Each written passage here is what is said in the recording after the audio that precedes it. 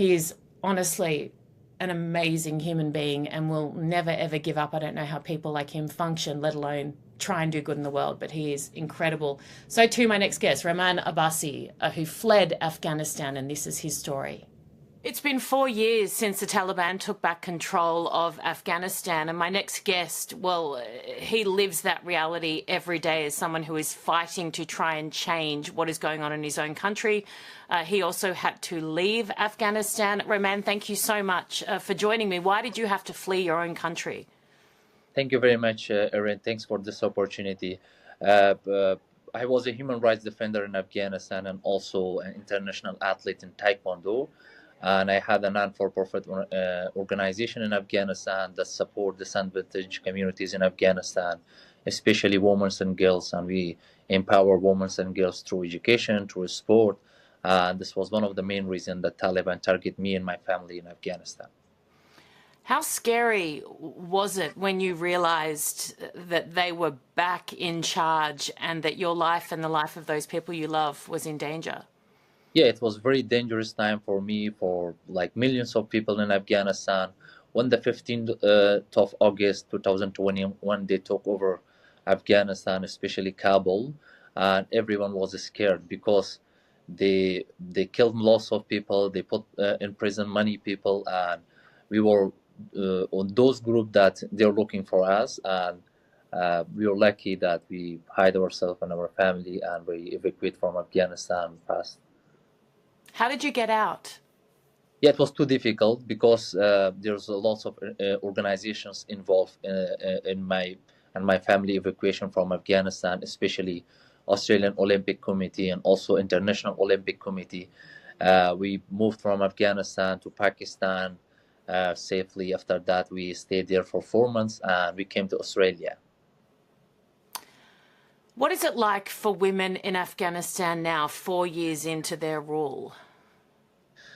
Uh, I think they completely destroy everything related to the women in Afghanistan. There is no rights for women in Afghanistan. They banned everything for women and girls in Afghanistan, and it's almost 4 years that they banned education for women. It's very important for Afghanistan women, and we don't have any doctor, female doctor. We don't have any female politician in Afghanistan.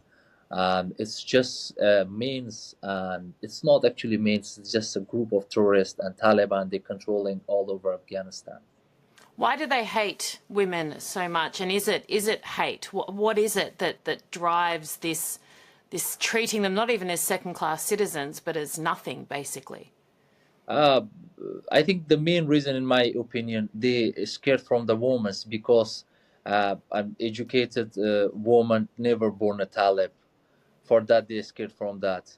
Because my mom is she was a teacher in Afghanistan, and she teach us how to be a human, not how to be a Talib.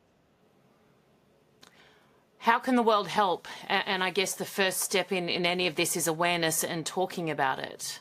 I think it's very important for the world that they don't recognize Taliban as a government. They're a terrorist group. They're controlling a terrorist group controlling Afghanistan. They put pressure on Taliban. They didn't like recently the Russian they accept the Taliban as a government, and also the Germany accepted two diplomats in their country. And if it's going like this, I'm sure the other countries also they supporting and they recognize Taliban as a government, and they just stand against the Taliban and they support Afghanistan women and Afghanistan people. How does it feel to watch so many in the world paying attention to other conflicts, but not the one that is so deeply personal for you, where people are suffering just as much? Yeah, unfortunately, uh, Afghanistan is completely, it's not on the headlines of news in the world, and no one's take care of Afghanistan, especially the women. For that, we are trying to encourage people, encourage the all other countries as well to stand with Afghanistan. And it's not just matter of few people; it's matter of millions of life and more than 20 millions of women. They're just waiting for the world, and the world must support them. You need the help of the world do you want, I mean, obviously you want to get rid of the Taliban, but how can that realistically happen? Is it an uprising from within, but for that you need global support? What else can the world do that is tangible that can help free the people of Afghanistan from the Taliban? Yeah, I think the only things that Afghanistan people need, they just eliminate the Taliban from Afghanistan. Just they're not a government; they're a terrorist group. They put world in danger, and they are very dangerous for the other countries as well. And there's no way to deal with the Taliban, negotiate with the Taliban, because they're not listening to the world. They have some means that they have a Kalashnikov in their hand. They're just killing the people. So when you see people in Australia marching with the flags of ISIS, Al Qaeda, of extremist terrorist organizations, how does that make you feel? Yeah, unfortunately, it's very sad. It's very sad when you saw this. Recently, I saw like a Taliban flag. There was somewhere, I forgot the place, but when I saw the Taliban flag in Sydney, it's very traumatic for me, because I escaped from that flag from Afghanistan. Now I saw the same flag in Sydney, and I was just scared that maybe Sydney is also not safe for me and my family, because how a person represent Taliban in Sydney, that for thousands of Afghan, when they leave Afghanistan, they are now in Australia. It's very sad for them to saw again the same flag in Sydney. It's a flag of a tourist group.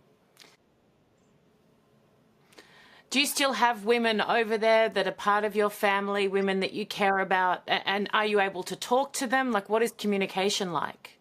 Yeah, the communication is normal. We are just talking through the WhatsApp and Facebook. But yeah, I have a relative. I have a lots of my families. Everyone is there, and all my people there. Afghanistan people is there, and millions of women is there. All of them is my relative. All of them is my people. And when we talk with them through the social media, and when I hear the news about what's happening in situation, it's very dangerous, and it make me like very sad every day when I hear those news from Afghanistan. I assume you're not going to give up on fighting for them? Yeah, absolutely. Yeah. I will not give up, because I'm doing as much as I can for Afghanistan people. Through I had a lot of campaigns through social media, and I stand against Taliban through social media. It's the only way that I can use. I use my pen and I use my platforms to stand against them. So, Roman, before I let you go, and thank you so much for helping us shed some light on this very important issue. It's Black August for Afghanistan. You want people to get behind this, to share it wherever they can. Yeah, absolutely. Just 3 days left for 15th of August, and I encourage everyone to stand against Taliban and stand with Afghanistan people. And this hashtag is for Afghanistan people and for those that they're in Taliban control.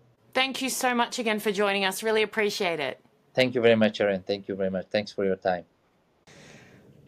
Well, now it's time, before we go, for fan feedback. And yes, we call it fan feedback, even if it's not overly complimentary, because, well, I mean, you're watching, you're looking, you're taking the time to come to somewhere where you hope I will see, to engage with me, even if it's in a negative way. So yes, you are a fan.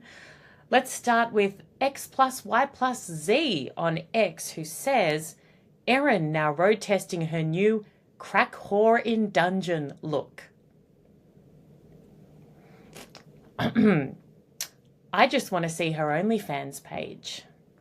Well, you won't, ever. Good looks, but no brains, says Tori. I don't understand how anyone can think that I would be insulted by that. Because I'm not looking to them to confirm I have a brain. I'm very well aware of my capabilities and my vulnerabilities and flaws. And I do have a brain, a fairly high-functioning one. But to say I've got good looks from someone who clearly hates me, that is a win every day of the week. And yes, I'm a sad, sad person at times, because I enjoy being told that. So thank you so much. Here we go. Okay, what else do we have? Oh, right-wing Zionist Erin Molan, a clone of her nasty father. That's from Conservative Scum. I'm not right-wing, actually, at all. I'm quite socially progressive. And my dad is amazing. And if I'm a clone of him, then that is a wonderful compliment as well. I don't know why these people think I'd be hurt by this. Now, on to the General Petraeus, a little bit of feedback there. General Petraeus is one of the few that do suggest an alternative instead of only criticising Israel. He deserves respect for that. One question, though, are walls effective against tunnels? It's a really good point. Pamela says Putin is not normal. Apparently he cares little about his own people. That will eventually be his downfall. I mean, I think it's very, very obvious that he cares not for his own people, let alone anyone else's. What else do we have? This is from Busan, how can the most illustrious general compare the intervention in Iraq to Gaza? It's simply insane. In Iraq, the coalition was almost global, while in Gaza, thanks to the West and the UN, only Israel and part of America actually slowed down Iran's nuclear capability. And in Gaza, where 50 hostages are still being held, if they decide... I made this point to the general as well in the interview when he was talking about the step-by-step way of essentially doing it like they did the Battle of Fallujah in Iraq. And I said it's a very different set of circumstances when you're going in and you need to get locals on side and you need to convince them to trust you, basically, get rid of the terrorists. It's a very different situation in Gaza in terms of how they feel. You're right, it's only Israel, essentially, on the ground in there. They're raised to hate these people. They want to destroy them. It's their mandate, essentially, of the government who runs Gaza, Hamas, the terrorist organization. So I get that completely. And he said that as well, but he thinks that there's been a shift, as do I, in terms of sentiment on the ground there. People are turning against Hamas, but I still think it's a very complex set of circumstances. So you make a very good point. Trump says, I'm going to meet Putin, I'm going to Russia, when he meant Alaska, not remembering that they used to belong to Russia. Okay, that's interesting. And it's all good, morning, noon, or night. That's very kind of you. And then some, great interview. He's amazing. Superb interview, great insights. Yeah, I thought he was really, really fascinating. And I think he shared a lot more than I was expecting him to share. Thank you so much for watching, for listening, for joining us here. And I can't wait to see you next week. It'll be Monday, 6 a.m. ET time. And I'm horrendous with time zones, so y'all can calculate that for wherever you are. We'll see you next week. Take care.